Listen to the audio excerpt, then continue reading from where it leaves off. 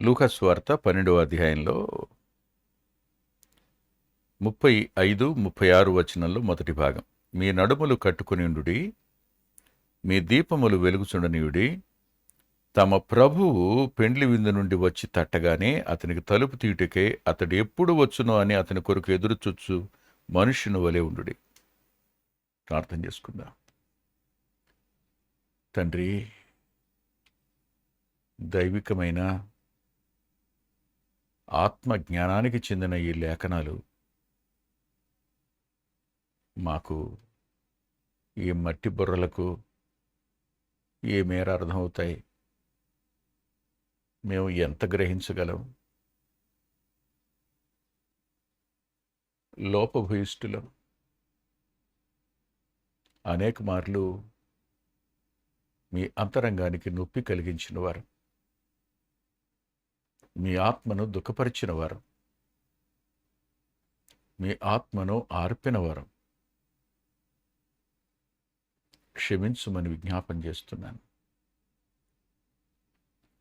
చాలినంతటి కృప చూపటంలో విసుగని వారు గనుక మీ పాదాల దగ్గరికి మరోసారి వస్తున్నాం. మీ ప్రియకుమారుడు, మా రక్షకుడైన యేసుక్రీస్తు ప్రభువారి అతి శ్రేష్ఠ ఉన్నత నామంలో మీరు మాకు వాక్యాన్ని అనుగ్రహించండి, జీవాన్ని ప్రవహింపచేయండి. మా గమనం మీ రాకడ మీదను, మీ కొరకు మా వంతు పనిచేయడం మీదను, సంసిద్ధంగా ఉండడం మీదను మీకు తగినట్టు జీవించి నీ కొరకు ఫలించినట్లు సాయించేయమని మీ హస్తాలకు వింటున్న మా ప్రియులను నన్ను అప్పగించుకుంటూ నన్ను మీ ఆత్మచేత నింపండని యేసుక్రీస్తు ప్రభు వారి పేరిట ప్రార్థిస్తున్నాం తండ్రి. ఆమేన్. మార్క్సు వార్త 13వ అధ్యాయంలో ఇలా రాసుంది. ఏమనుందంటే 34లో ఒక మనుష్యుడు తన దాసులకు అధికారం ఇచ్చి అన్నాడు. అంటే ఆయన అధికారం కలిగిన వాడు, ఆ అధికారాన్ని తన దాసులకు ఇచ్చాడు అని. లూకాసు వార్త 12వ అధ్యాయంలో ఆ మనుష్యుడు ఎవరో చెప్తున్నాడు, తమ ప్రభువు అని. ఆయన ప్రభు తన దాసులకు అధికారం ఇచ్చాడు. మనం గత అధ్యయనంలో ఆ విషయాన్ని చూశాం. ఏం చూశాము? ఆయన వచ్చు వరకు వెలుగు ప్రకాశింపనివ్వాలని, సత్క్రియలు కలిగి ఉండాలని మత్తయి సువార్తలో 5:16లో మనం చూసినప్పుడు ఆ సత్క్రియ వ్యక్తిగత జీవితానికి సంబంధించిందిగా చెప్పుకున్నాం.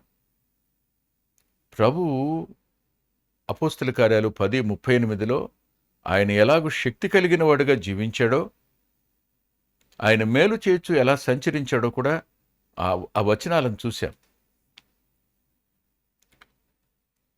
ఒక శక్తి కలిగిన జీవితం ఏమిటి చెప్పండి? ఈరోజు సంఘానికి వరాలు అవసరమే కానీ వరాల కంటే ఫలాలు మరింత అవసరమని గుర్తుపెట్టుకోండి. వరాలు మనుషుల అక్కర దగ్గర ఉపయోగపడతాయి. వరాలు నిన్ను ఘనపరచడానికి, హెచ్చించడానికి ఉపయోగపడవచ్చు. ఫలాలు దేవుని ఆకలిని తీరుస్తాయి. అనేకులు నీ వద్దకు, దేవుని వద్దకు ఆకర్షించడానికి నిన్ను సాధనంగా వాడుకుంటాయి. చాలామందికి వరాల మీదున్న మక్కువ ఫలాల మీద లేదు. వ్యక్తిగత జీవితం ఎలా ఉన్నా వరం ఉంటే చాలు అనుకునే ఓ రకమైన మెలకువ లేని స్థితిలోనికి నేటి క్రైస్తవ్యం వెళ్ళిపోయింది. 100కి 90 మంది అదే అవగాహనతో కొనసాగుతున్నారు.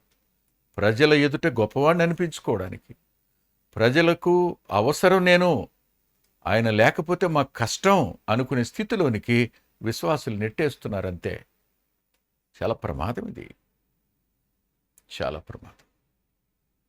జ్ఞాపకం పెట్టుకోండి, ఒక వ్యక్తి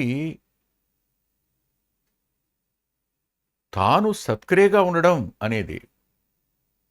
తిరిగి జన్మించడం కంటే సత్క్రియ ఏమి లేదు కదా, గొప్ప క్రియ ఏముంది, మంచి క్రియ ఉంది. తిరిగి జన్మించిన వాడు ఎలా ఉండాలని చెప్తున్నాడు ఆయన. ఎలా ఉండాలి అంటూ ఏం చెప్తున్నాడో మనం ఒకసారి పేతురు గారు రాసిన 2వ పత్రిక, పేతురు గారు రాసిన 2వ పత్రిక 3వ అధ్యాయం 3వ అధ్యాయంలో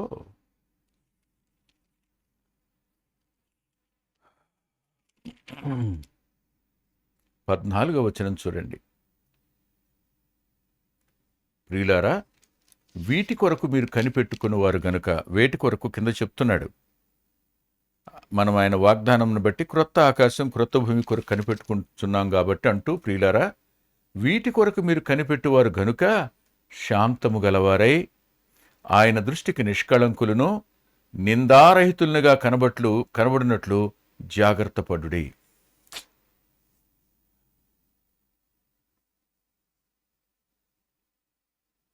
ప్రార్థన, వాక్యము వినేటువంటి దేవుని పిల్లల సహవాసం, వాక్యం, ఈ 3 లేకుండా, ఈ 3 కలిగి ఉండడం అనేది అసాధ్యం.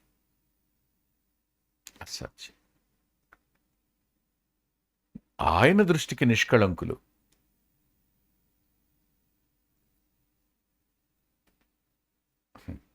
ఒక వ్యక్తి సాక్ష్యాన్ని చెరపడానికి అపవాది చాలామందిని వాడుకుంటాడు.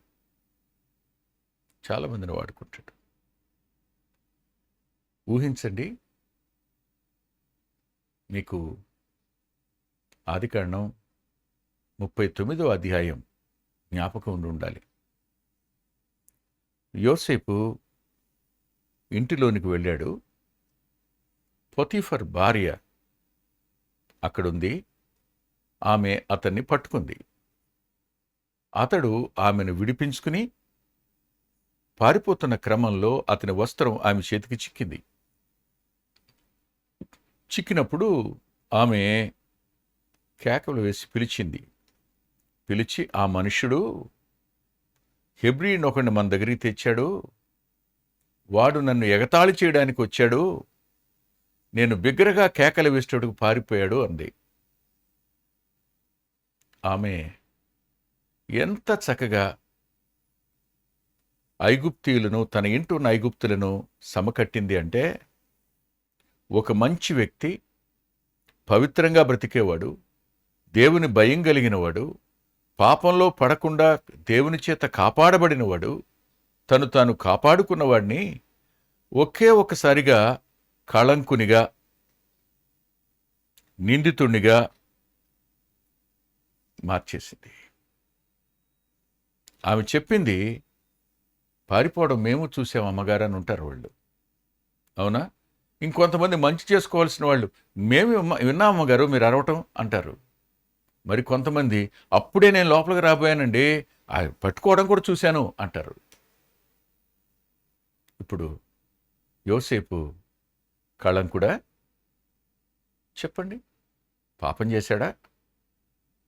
చాలా మంది సాక్ష్యాలను ఎరుగకుండానే హత్య చేసేవారు, పాడు చేసేవారు అపవాది సాధనాలుగా ఉంటారు. దేవుని పిల్లలే, దేవుని సేవకులే వాళ్ళు. మళ్ళీ అనుమానమేం లేదు. కానీ గుర్తుపెట్టుకోండి, ఇక్కడ రాస్తున్నాడు, అందుకే ఆయన దృష్టికి నిష్కళంకులు. యోసేపు ఆయన దృష్టికి నిష్కళంకుడు. నువ్వు నేను ఆయన దృష్టికి నిష్కళంకులంగా ఉన్నామా లేమో ఆలోచించండి. బుకాయించి నా దేవునికి తెలుసు అని చెప్పబాకండి, తప్పు చేసి కూడా. రేపు ఆయన ఎదుటి నిలబడాలి. ఆయన దహించు అగ్ని, ఆయన కళ్ళలోని కళ్ళు పెట్టి ఎలా చూస్తాం చెప్పండి. ఆయన ఖచ్చితంగా తన భక్తుల పాదములను తొట్రిల్లనీయనివాడు.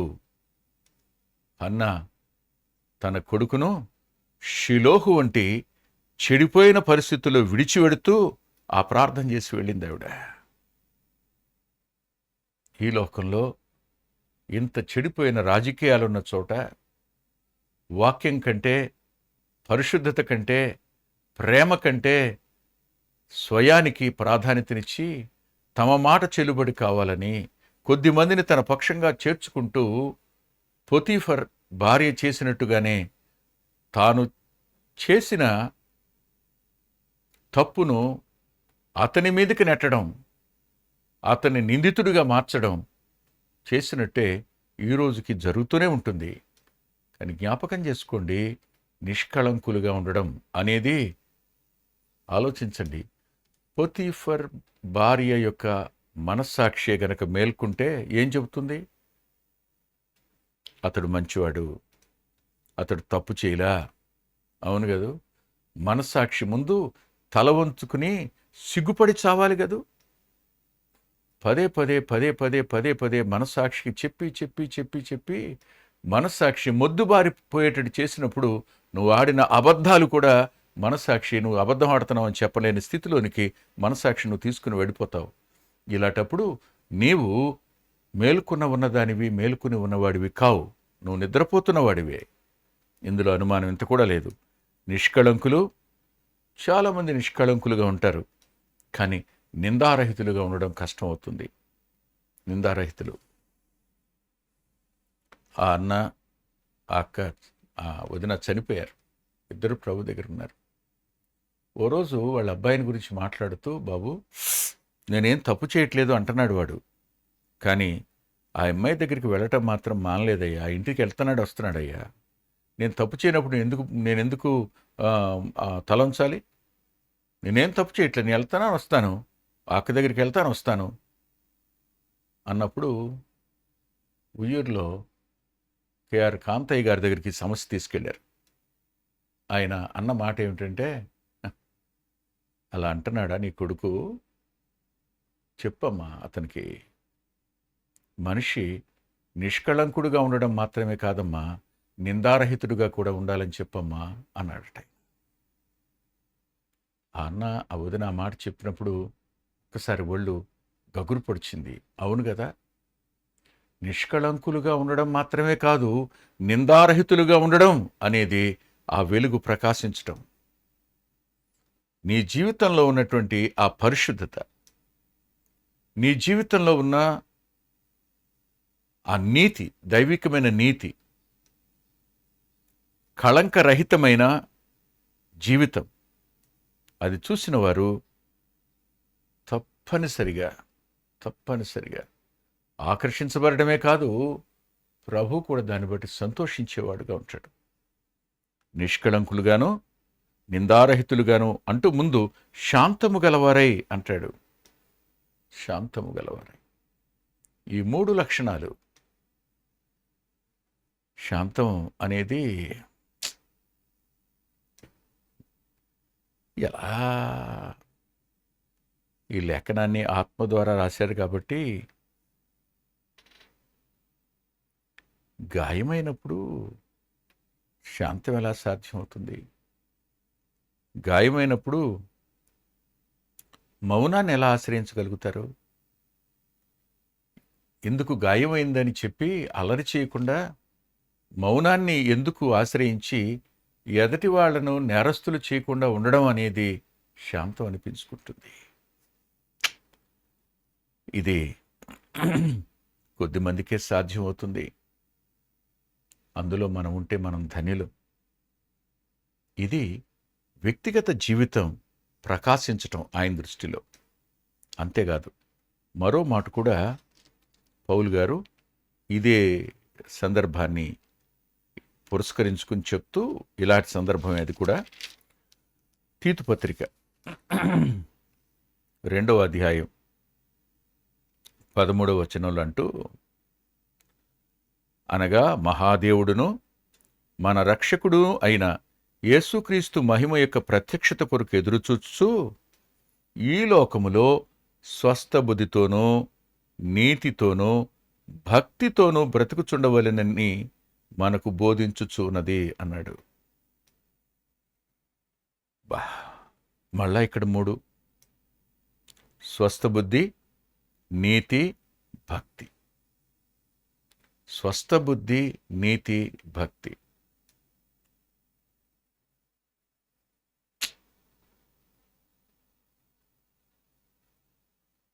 ఒకసారి ఆలోచించండి. బుద్ధి స్వస్థపడితే, అతడు బుద్ధి వచ్చి తిరిగి వచ్చాడు కదూ, అక్కడ అతని బుద్ధి బాగు చేయబడింది. తిరిగి జన్మించాం అని చెప్పుకుంటున్న వారి బుద్ధి స్వస్థపరచబడిన బుద్ధి. అది అందులో నీతి నివసిస్తూ ఉంటుంది. అటువాడు తన తన ప్రభువు జీవించినట్టుగా జీవించడానికి అతడు ప్రయత్నం చేస్తాడు. దానిని భక్తి అంటాం. వ్యక్తిగత జీవితం దగ్గర ఈ మూడు అంతరంగానికి ఇతరులకు స్పష్టంగా కనిపించేటువంటి చిహ్నాలు ఇవి. అతడు భక్తి కలిగిన వాడు బ్రదర్, అతడు మాన్యుడు బ్రదర్, మంచి బుద్ధి కలిగిన వాడు బ్రదర్, నీతిగా బతుకుతాడు బ్రదర్, నీతిగా బతుకుతాడు.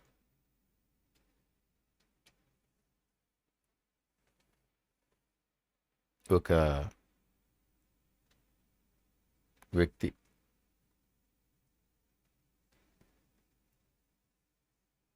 ఇప్పటికీ ఉన్నారాయన, జాబ్ చేస్తున్నారు, టెలిఫోన్స్లో పనిచేస్తున్నారు. ఆయన హ్యారీ డిమాంటి గారు ఎక్కడైతే పనిచేశారో అక్కడ బెంగాల్లో పనిచేయడానికి ఈయన వెళ్ళాడు. అదే ప్లేస్లో చాలా సంవత్సరాల తరువాత అక్కడికి వెళితే సేమ్ అక్కడ కూడా ఇదే పరిస్థితి. కాంట్రాక్టర్లు, డబ్బులు, యూనియన్లు, డబ్బులు. ఒక కాగితం కదలాలంటే డబ్బు.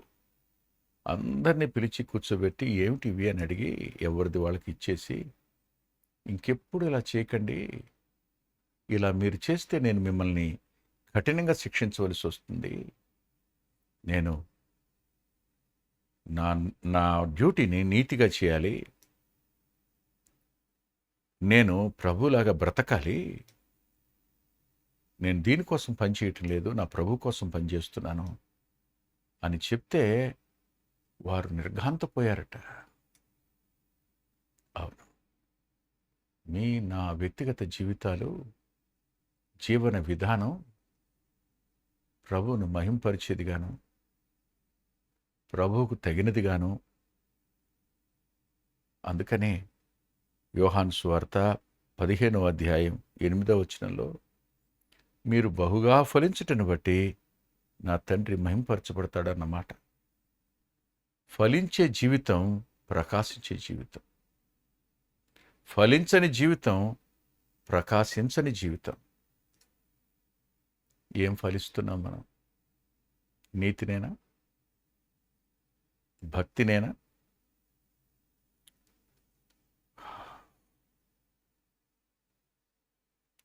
నిష్కళంకమైన బ్రతుకునేనా?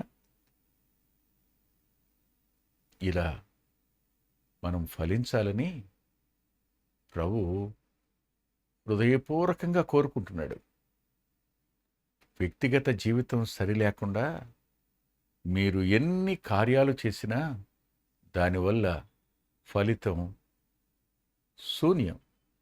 దానివల్ల ఏ ప్రయోజనం ఉండదు, ఏ ప్రయోజనం ఉండదు. ఆలోచించండి. ప్రభు ఈ లూకాసు వార్తలో రాస్తూ, అతని కొరకు ఎదురుచూచు మనుష్యుని వలె ఉండుడి. ఎదురుచూచు మనుష్యుడు. ఒకవేళ ఇప్పుడు వస్తాడేమో ఆయన, ఇప్పుడు వస్తే నేను వెళ్ళి తలుపు తీయాలి, నేను వెళ్ళి తలుపు తీయాలి అని ఆలోచించే వ్యక్తి ఆ రోజు ఎప్పుడో మనకు తెలియదు, ఆ గడి ఎప్పుడో మనకు తెలియదు, ఆయన వచ్చే సమయం మనకు తెలియదు. ఇప్పుడు వస్తాడేమో, నేను భక్తిగా ఉన్నానా, స్వస్థబుద్ధి కలిగి ఉన్నానా, శాంతంగానే ఉన్నానా, నిష్కపటంగా ఉన్నానా, నిందారహితంగా ఉన్నానా?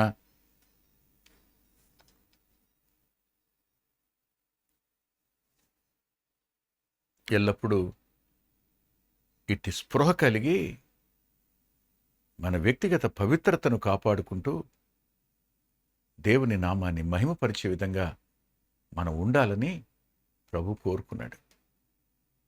మరి ఆలోచించండి, ఆయన రాబోతున్నారు. ఒకవేళ ఈ వర్తమానం అయ్యేలోగా వచ్చినా రావచ్చు. ఇప్పుడైనా సరిచేసుకోవడానికి మనం అప్పగించుకుందాం. మిగిలింది మరల తిరిగి వచ్చే అధ్యాయంలో చూద్దాం. తలలు ఉంచి ప్రార్థన చేసుకుందాం. దయగలిగిన మా గొప్ప దేవ, కృప కలిగిన మా తండ్రి, మీరు ఇచ్చిన ఈ ఉపమానాల్లో మేము మా వ్యక్తిగత జీవితాలు ఎలాగూ జీవించాలో, ఎలా కొనసాగాలో స్పష్టంగా మీ లేఖనంలో వ్రాయించి ఉంచారు. రుణస్థులమని చెప్తూ ఇలా బ్రతికేందుకు మాకు అవసరమైన మీ ఆత్మ నింపుదలను అనుగ్రహించుమని అనేకులకు చెప్పి నేను భ్రష్టుని కాకుండా ఉండడానికి దీన్ని ఆచరించేటువంటి భాగ్యం ఇమ్మని యేసుక్రీస్తు ప్రభు వారి పేరిట ప్రార్థిస్తున్నాం తండ్రి. ఆమేన్. ఆమేన్. ప్రభు చిత్తమైతే తిరిగి మనం ఆదివారం ఉదయం 9:30 లైవ్లో కలుసుకుందాం. దేవుడు మిమ్మల్ని దీవించునుగాక.